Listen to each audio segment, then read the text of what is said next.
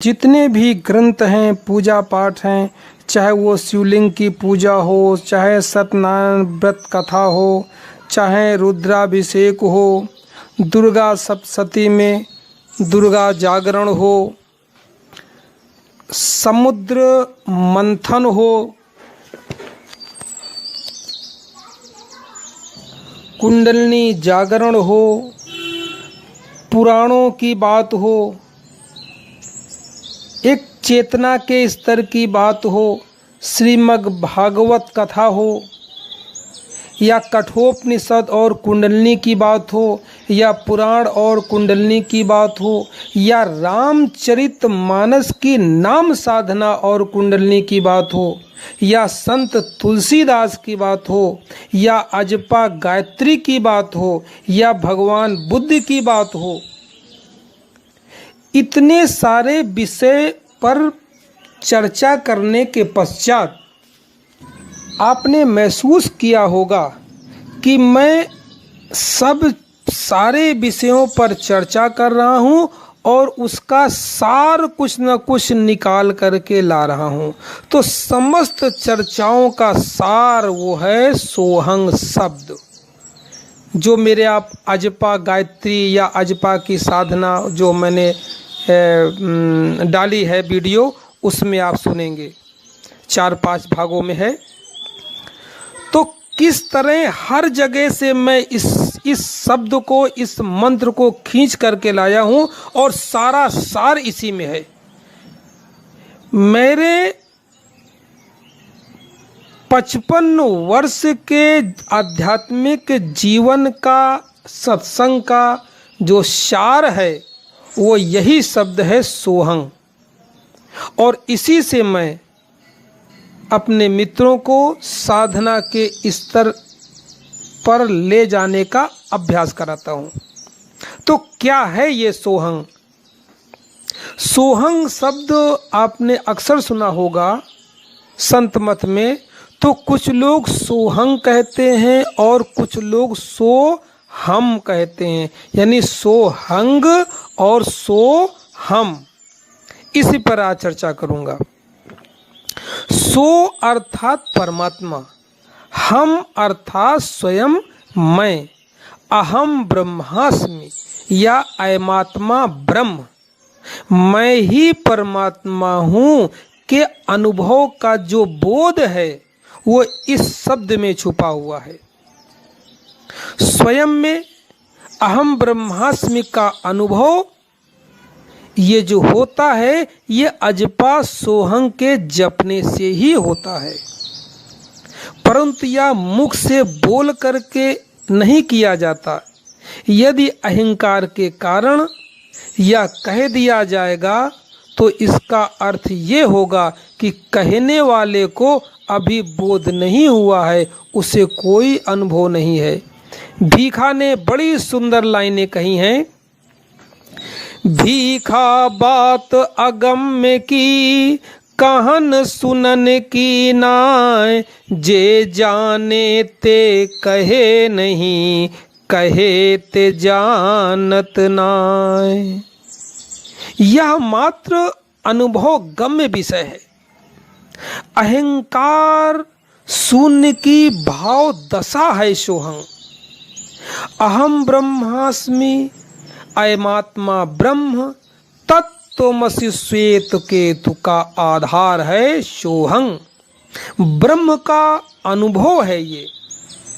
आध्यात्मिक क्षेत्र में जब सोहंग मौन शब्द का उच्चारण यदि प्रारंभ किया जाता है, इसमें भी बहुत सूक्ष्म अंतर है।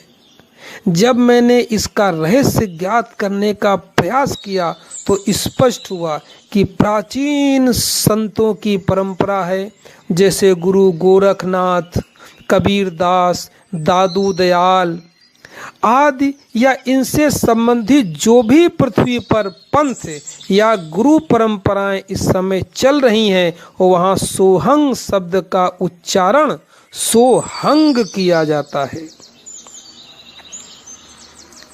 यानी लिखने में तो सोहम है, मगर इन प्राचीन परंपरावादी गुरुओं के माध्यम से जो इसका उच्चारण करते हैं वो सोहंग करते हैं, तथा व्याकरण के विद्वान बुद्धिजीवी वर्गों में इसका जो उच्चारण होता है वो सोहम होता है। इस पे मैंने बहुत काम किया है। इसी के अंतर्गत गुरुकुल महाविद्यालय ततारपुर, जिला हापुड़ के आचार्य श्री अनिल कुमार शास्त्री से जब इस विषय पर चर्चा की गई तो जो जानकारी प्राप्त हुई वह आपके समक्ष में बता रहा हूं। सोहंग शब्द अजपा स्वरों से संबंधित है। यह श्वास की स्वतः स्फुरित मौन ध्वनि है जो संत जीवन में केवल एक श्वास की मान्यता देते हैं कि जीवन एक ही श्वास है। जन्म के पश्चात पहली श्वास सो से अंदर गई यानी सो,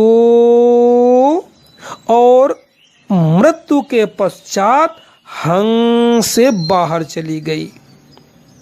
अगर जो एक ही श्वास मानते हैं वो इसका उच्चारण सोहम करेंगे। अन्य संत जो प्राचीन परंपरावादी हैं वो इसको सोहंग कहेंगे। उनका मानना है कि अभी वर्तमान में तो हम जिंदा हैं, जीवन चल रहा है और जीवन के रहस्य को ही तो जानना है। जब मृत्यु आएगी उस समय अंतिम श्वास सोहम से पूरी होगी। इस कारण अजपा जाप को वो सोहंग कहते हैं। इस शब्द को यदि व्याकरण की भाषा से आप पकड़ना चाहेंगे तो सोहम ही लिखा जाएगा। सोहम मतलब जो भाषा एक बार लिख दी गई पुस्तक में वो तो पूरी हो गई। सोहम तो एक शब्द है, व्याकरण की भाषा में लिख दिया गया सोहम, क्योंकि यह शब्द स्वयं में अपने में पूरा हो गया। यदि जीवन की प्रथम श्वास से प्रारंभ किया जाए यानी सो अंदर गई फिर बाहर आई, फिर अंदर गई फिर बाहर आई, लगातार जो चल रही है, और जीवन भर श्वास लेने के बाद अंत समय में जब हंग कह के श्वास निकलेगी तो उस हंग को सोहम का नाम दिया जाएगा। यानी आप ऐसा समझिए, जब तक निरंतरता चल रही है, गति चल रही है, तब तक सोहंग सोहंग सोहंग सोहंग जपा जाएगा, और जो लास्ट श्वास होगी कभी भी जीवन की होगी वो सोहम में समाप्त होगी।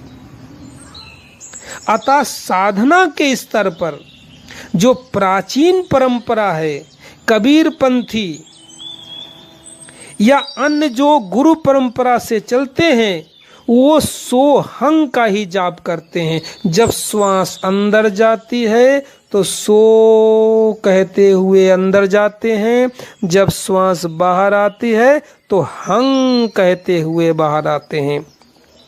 यानी लगातार श्वासों में सोहंग सोहंग सोहंग सोहंग सोहंग सोहंग, इस प्रकार लगातार जाप चलता है। बोल के नहीं, मौन भाषा में। इसकी पूरी विधि अगर समझनी है तो आपको मेरे वीडियो अजपा जप की साधना में मिलेगी। अतः साधना में लगातार अनवरत रूप से तैलवत धारा की भांति, आपने देखा होगा ना कि पानी की धारा अगर बनाई जाए तो कभी कभी टूट भी जाती है, मगर अगर तेल की धार बनाई जाए तो टूटती नहीं है। श्री रामचरितमानस में इस सोहंग को तैलवत धार कहा है।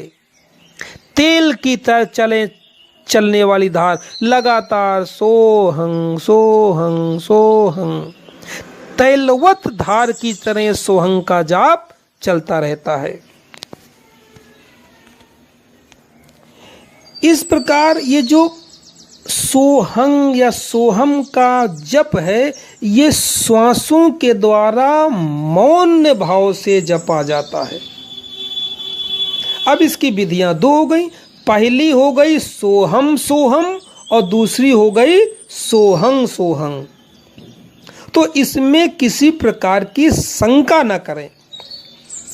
आपके गुरु के द्वारा जो भी आपको उपदेश दिया गया है, या तो सोहम सोहम दिया होगा, सोहम सोहम सोहम, या दिया होगा सोहं सोहं सोहं, उसी प्रकार आपको जप करना है। दोनों ही सही हैं, मगर गुरु मुख से निकला हुआ शब्द अपने आप में चैतन्य और पूर्ण होता है। इसलिए गुरु पर भरोसा करके जो गुरु ने दे दिया अपने सामने बैठाल करके, जो अपने मुख से उच्चारण करके आपको बता दिया, वो आपके लिए स्वयं सिद्ध हो जाएगा। आगम निगम की खबर लगावे, सोहं पार ब्रह्म को नमस्कार। यदि इस विषय को और विस्तार से आपको समझना है तो मैंने एक लगभग 410 पेज की पुस्तक लिखी है। उसमें 410 पेजों का सार जो मैंने निकाला है वो यही शब्द निकाला है। अब ये कैसे निकाला है?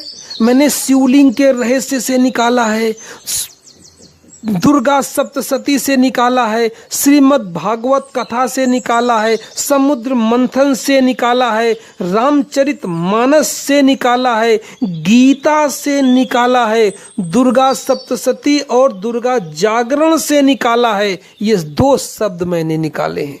यानी मेरे 410 की पुस्तक को अगर आप निचोड़ करके उसका रस निकालेंगे तो ये 2 शब्द निकलेंगे। मगर बुद्धि से हमने किसी चीज को नकारा नहीं है। भारतीय सनातन धर्म की किसी भी विधि को नकारा नहीं, उसको समझाने का प्रयास किया है कि किस तरह साकार से होते हुए हम निराकार के अनुभव में संलग्न हो जाते हैं, फिर जीवन में उसका आनंद देखते हैं। एक जीवन तो ये है जो आप ये आंख खोल करके लगातार देखते रहते हैं। सुबह उठते हैं, स्कूल जाते हैं, कुछ ड्यूटी जाते हैं, कुछ अपने फैक्ट्री चलाते हैं, कुछ धंधा करते हैं, कुछ बिजनेस करते हैं, इधर उधर अपना पूरे दिन आ करके शाम को विश्राम करके अपनी झोपड़ी, अपने बंगले, अपने महल में सो जाते हैं। सुबह फिर उठ करके ये करते हैं। यानी समस्त संसार जो आपको आंखों से दिखाई दे रहा है, इतना ही नहीं है, ये एक आयाम है।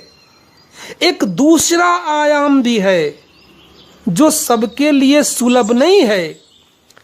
जैसे इसके अलावा एक आपने कभी कभी स्वप्न के जगत का आयाम देखा होगा। एक जागृत अवस्था को आप जानते हैं और आप स्वप्न भी देखते हैं, तो कभी कभी स्वप्न का भी आपको अनुभव है। इसी तरह एक तीसरा आयाम भी है जो अलौकिकता का आनंद है, जहां आपके होश उड़ जाएंगे। आश्चर्यजनक घटनाएं वहां घटती हैं। कहते ना कि किसी की कोई मन में कोई बात कहना चाहता है और आप पहले जान जाते हैं। कोई कहीं की घटना होने वाली होती है, आपको पूर्वाभास हो जाता है। कहीं आप जाते हैं, लगता है कि अरे यहाँ तो हम पहले भी कभी आ चुके हैं। जगह आपको चिर परिचित सी लगती है। ये एक तीसरा आयाम है। तो अगर आप 99 के चक्कर में पड़े रहे तो इसी संसार में पैदा हुए हैं और इसी संसार के अनुभव को लेकर के ही पूरे हो जाएंगे, यानी समाप्त हो जाएंगे, यानी मिट जाएंगे। और अगर 99 में 1% गुरु को जोड़ लेंगे, गुरु माने साधना, सत्य की साधना। 99 में अगर 1% आपने गुरु को जोड़ लिया तो आप पूरे हो जाएंगे। तो संसार का तो अनुभव आपको खूब सभी को है, स्वप्न का अनुभव सभी को है। एक तीसरा आयाम है अलौकिक जगत का, अचेतन के जगत का तीसरा आयाम भी है, उसका भी आनंद उठाने लगेंगे। अभी जीते जी, अभी जीते जी उसका आनंद उठाएंगे। तो कभी मौका लगे तो मेरे पूरे वक्तव्यों को सुनिएगा। लगभग 50-60 वीडियो मैंने डाली हैं, और यदि मौका लगे, सुनने की इच्छा न हो, आप पढ़ना चाहते हैं, तो मैंने दिव्य ऊर्जा नाम की पुस्तक लिखी है, उसको कभी मंगा करके देखिएगा।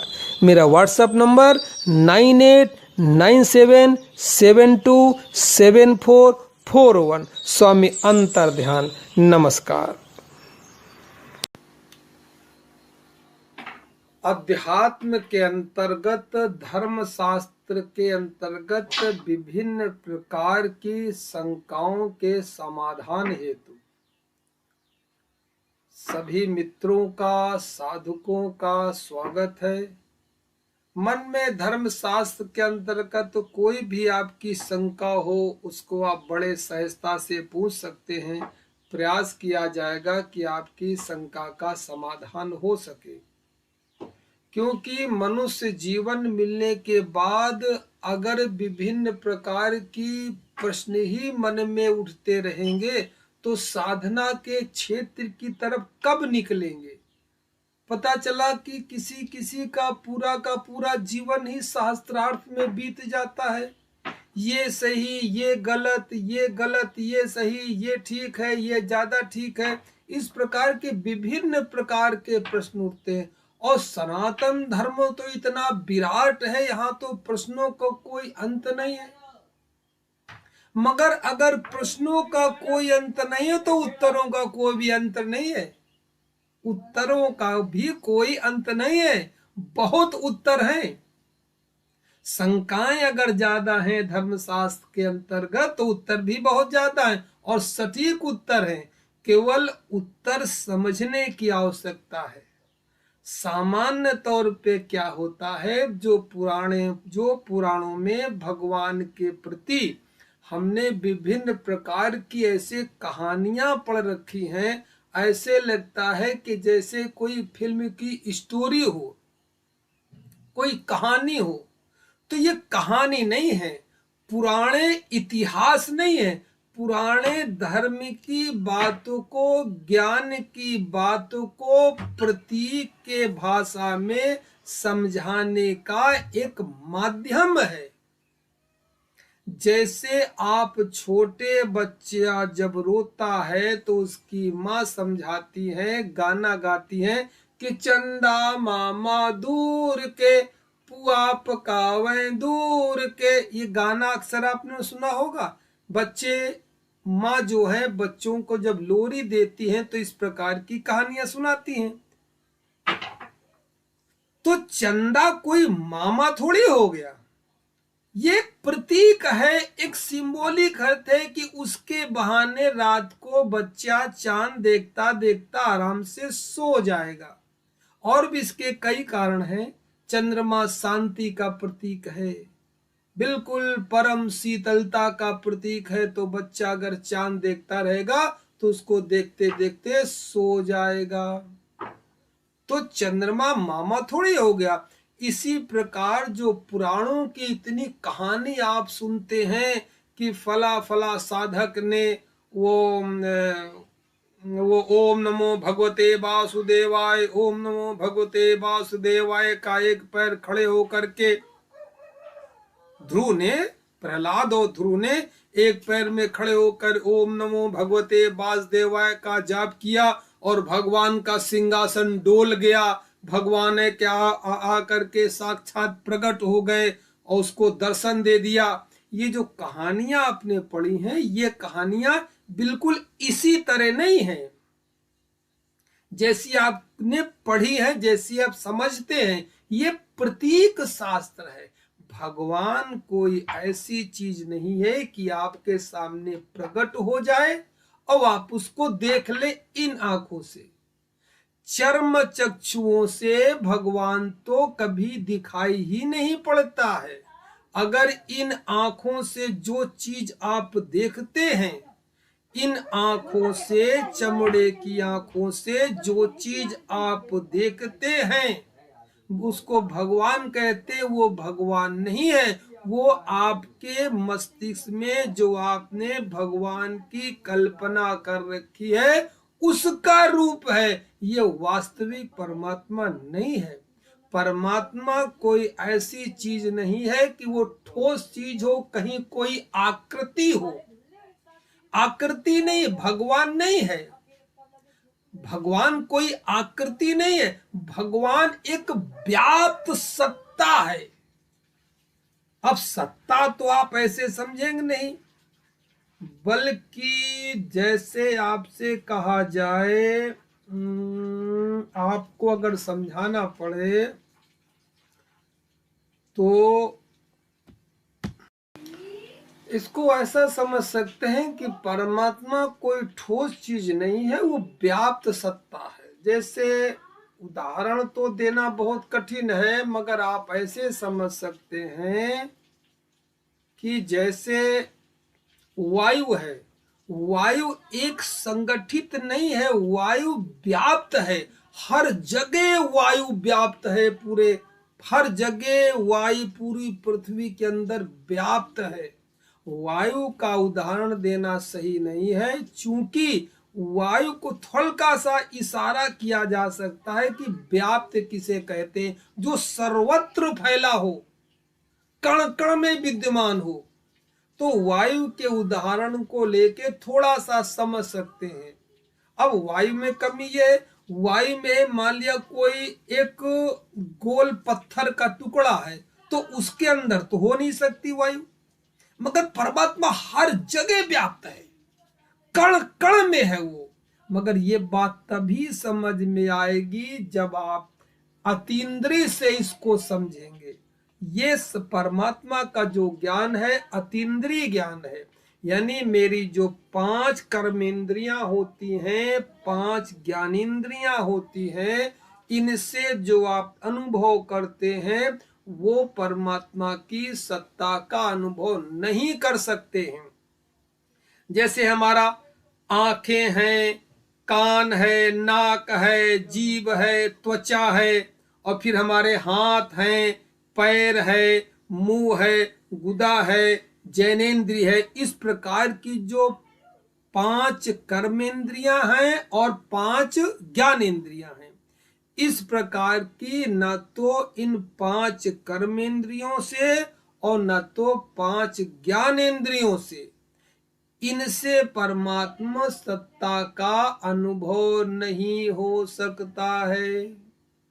अब इनसे ऊपर चल करके, इनका ओवरलेप करके, इनसे ऊपर चल के एक इंद्रिय होती है जिसे कहते हैं अतीन्द्रिय, यानी इन इंद्रियों के जो ऊपर है 5 कर्मेंद्रियां, 5 ज्ञानेंद्रियां, इनसे जो इनको जो पार कर जाता है, वहां जब इंद्रिय जो है, जिस जिस शक्ति से इन 10 को पावर मिल रही है, वो इंद्रिय जब सक्रिय होती है, उस इंद्रिय से परमात्मा सत्ता का अनुभव किया जा सकता है।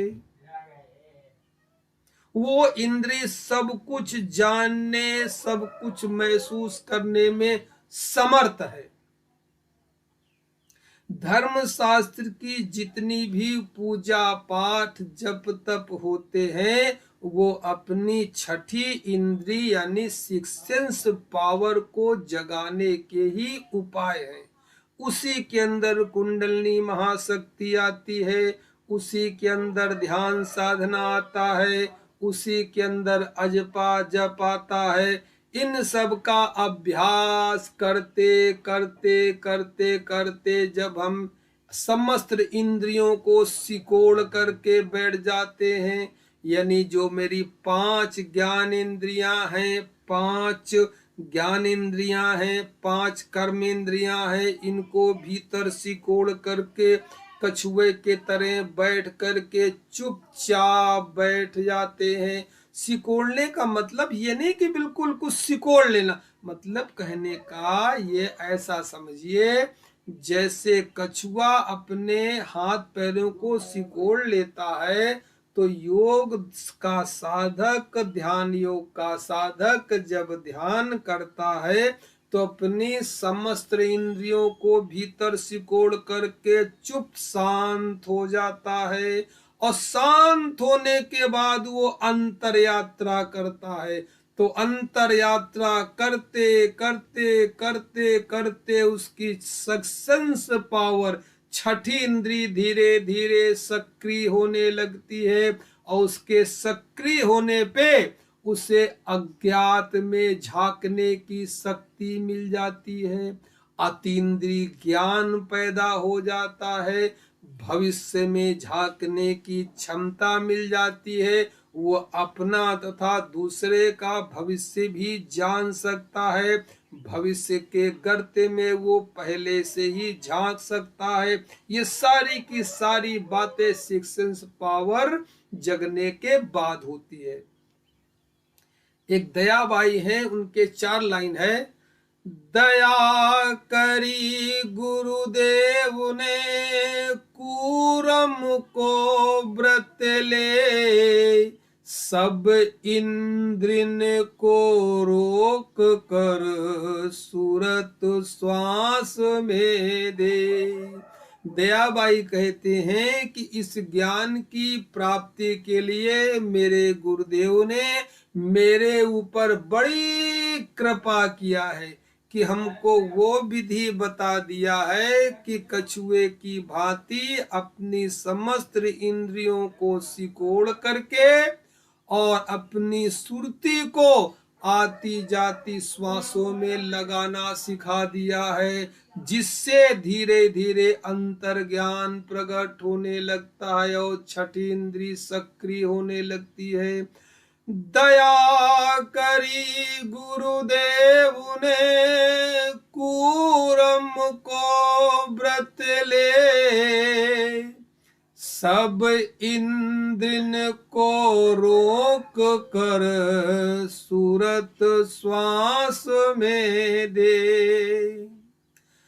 हृदय कमल में सूरत धरी, अजप जपे जो को विमल ज्ञान प्रगटे तहाँ लख मख डारे को।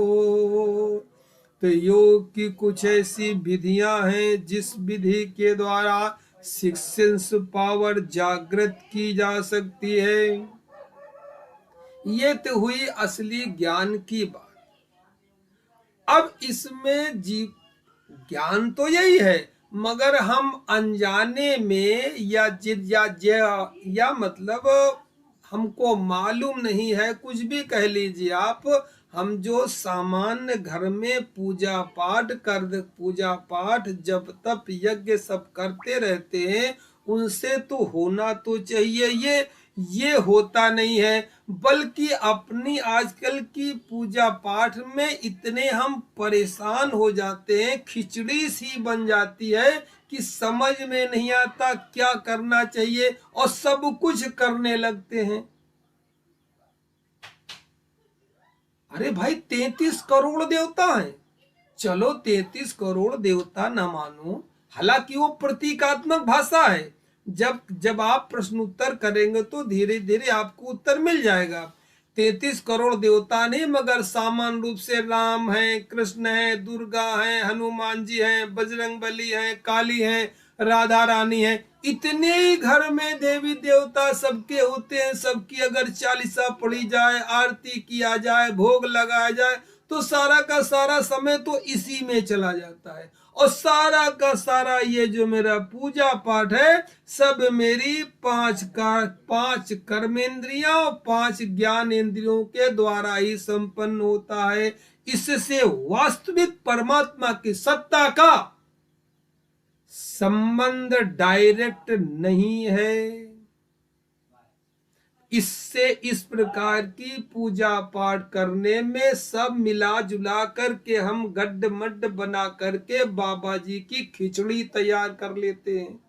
और क्या होता है? खिचड़ी क्या होता है?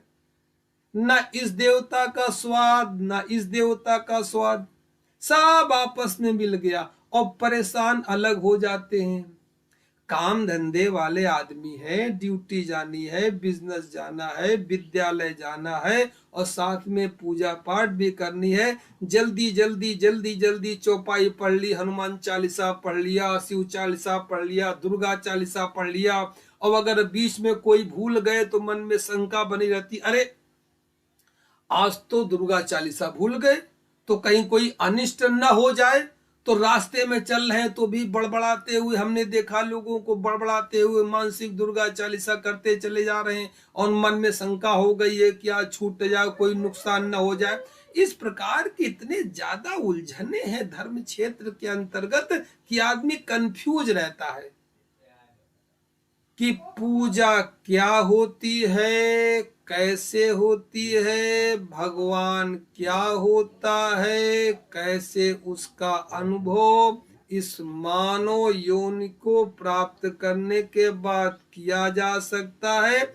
इसका संपूर्ण हल, जहां तक मैं कोशिश करता हूं, इसका बहुत अधिकांश 95% इन बातों का हल मैं आपको करा दूंगा। इसके विषय में पूरा विस्तार से मेरा एक 90 दिन का व्हाट्सएप में कोर्स चलता है और उसमें कोई शुल्क नहीं है, वो भी निःशुल्क चलता है। तो पहले तो मैं आपको ये बताने का प्रयास करूंगा कि परमात्मा क्या है, क्यों है, कैसे होता है। भाई आपने जिसको परमात्मा मान रखा है, शंकर जी हैं, दुर्गा जी हैं, रामचंद्र जी हैं, हनुमान जी, इनका भी तो कोई परमात्मा होगा, इनको भी तो किसी ने पैदा किया होगा। वो कौन है, उसके उपासना कैसे की जाए, इस प्रकार की विस्तार से चर्चा की जाए। साथ में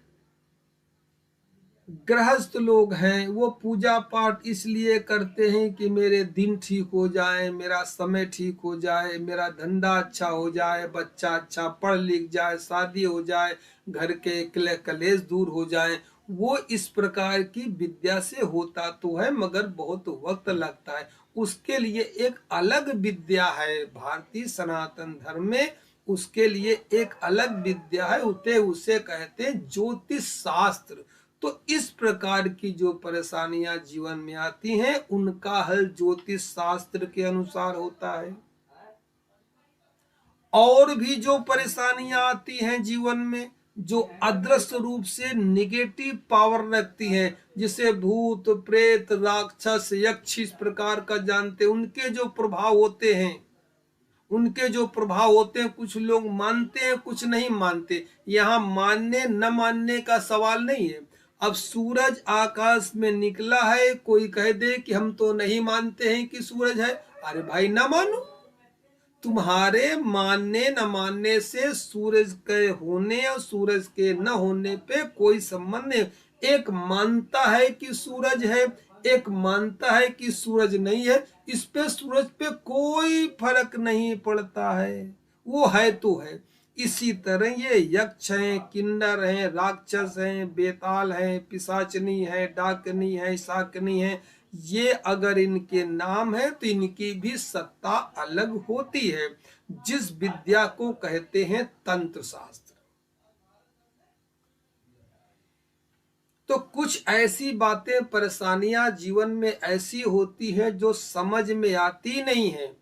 कभी कभी जीवन में इतनी परेशानियां आती हैं कि हम समझ नहीं पाते कि परेशानियां आ क्यों, कोई कारण समझ में आता नहीं है और घर में अजीब प्रकार की उल्टी सीधी हरकतें होती रहती हैं। कहीं बीमारी है तो डॉक्टर पकड़ नहीं पा रहा, घर में कहीं कहीं घर में कोई अजीब प्रकार की खुशबू आ रही है, कहीं अगर अजीब प्रकार की बदबू आ रही है, न तो वहां कोई धूप बत्ती जल रही, न तो वहां कोई अगरबत्ती जल रही है, अजीब प्रकार की एक लहर आती है, खुशबू की ओर चली जाती है, या बदबू की लहर आती है, चली जाती है। ये सब निगेटिव प्रभाव है, ये भी होते हैं,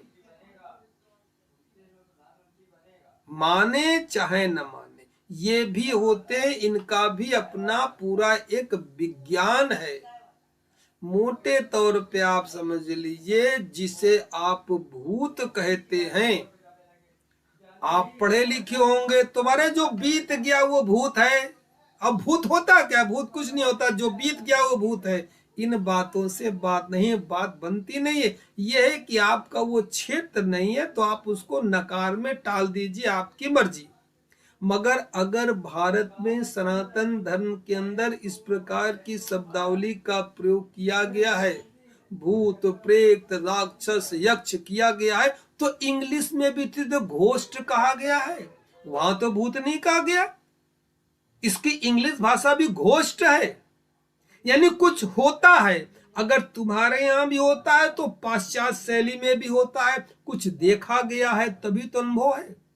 तो दुनिया में सब होता है। तो इस प्रकार के अगर कोई शंका समाधान मन में है, उसका भी आप प्रश्न पूछ सकते हैं। उसका निवारण करना चाहते हैं तो भी आप प्रश्न पूछ सकते हैं। ज्योतिष संबंधी कोई प्रश्न पूछना है, कोई चर्चा करनी है, वो भी पूछ सकते हैं।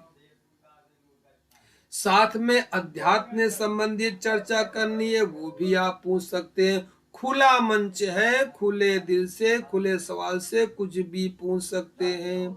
और पूछने के बाद जब आपके मस्तिष्क में सारे कॉन्सेप्ट क्लियर हो जाएं कि अब हमें करना क्या है, कि हमारी दैहिक दैविक भौतिक तीनों प्रकार की प्रगति होती रहे। भाई प्रगति तीन प्रकार की होती। दैहिक यानी शरीर स्वस्थ रहे, बलवान रहे, बिल्कुल ठीक रहे, निरोगी रहे, दैहिक। दैविक दैहिक हो गया। फिर भौतिक, भौतिक माने मेरे पास घर हो, कार हो, बंगला हो, गाड़ी हो, संपन्नता हो, पद हो, प्रतिष्ठा हो, भौतिक। दैहिक, भौतिक और दैविक। दैविक माने परमात्मा की ओर से हमें आशीर्वाद मिलता रहे, ब्रह्मांड की ऊर्जा हमारा हर काम में, सांसारिक कृत्य में सहयोग करती रहे, हम सांसारिक जीवन भी जीते रहे और आनंदित भी रहे। तो दैहिक दैविक भौतिक तीनों क्षेत्रों में प्रगति पाने के लिए हमें कौन सी उपासना, कौन सी साधना करनी चाहिए जो सुप्रीम हो, उस साधना पर चर्चा होगी विस्तार से। और दैनिक उसका गूगल मीट पे आपको प्रातः 5 बजे और रात्रि में 8 बजे उसका अभ्यास भी करवाया जाएगा। 90 दिन तक आप अगर जुड़े रहेंगे तो आपको बिल्कुल बात समझ में आ जाएगी, सारी विधियां भी समझ में आ जाएंगी और आप उनका अभ्यास भी करने लेंगे। 90 दिन के बाद आप अपने आप अंतर यात्रा पर निकल जाएंगे, जब आपको भीतर अनुभव होने लगेंगे। तो जो मित्र इस क्षेत्र में जुड़े हैं, उनके कोई प्रश्न हो, पूछना चाहते हो, मन में कोई शंका है, तो खुला मंच है, आपका स्वागत है। मेरा मोबाइल नंबर है 98 97 72 74 41, 98 97 72 74 41, 9897727441। स्वामी अंतर्ध्यान वेदांत कुटी देहरादून। नमस्कार, स्वागत है।